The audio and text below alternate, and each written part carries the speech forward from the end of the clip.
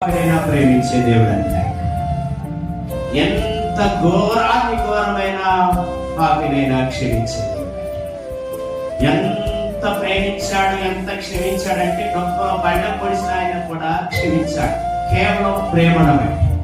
మొహాన్ని వేస్తే ఆయనే మొహం మీద ఊదుడుచుకొని మళ్ళీ ఆయనే ప్రేమించాడు. ఆయన ప్రేమ గల దేవుడు కాదు.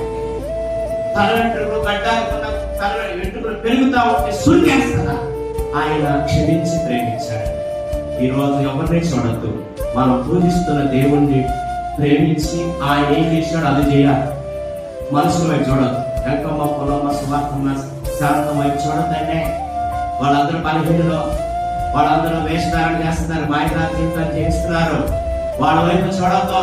యేసయ్య క్షమించాడా లేదా అది చూడద్దే, మనం కూడా క్షమించాలా. కొట్టినా బాధ లేదు, తిట్టినా బాధ లేదు. దేవ కేవలం జస్ట్ బ్రహ్మ ఈమె క్షమించాయని తెలుసు తెలియక పొరపాటు చేస్తాం, తెలుసు తెలియక తొందరపడిందయా. మనం ఎప్పుడైనా సరే క్షమిస్తూనే ఉండాలా.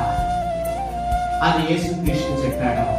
మనం క్షమించితే గనుక మన పరలోక తండ్రి మనల్ని క్షమిస్తాడు. నువ్వు క్షమించకపోతే మన తండ్రి మనల్ని క్షమించు. నేను కొంచెం ముందుకు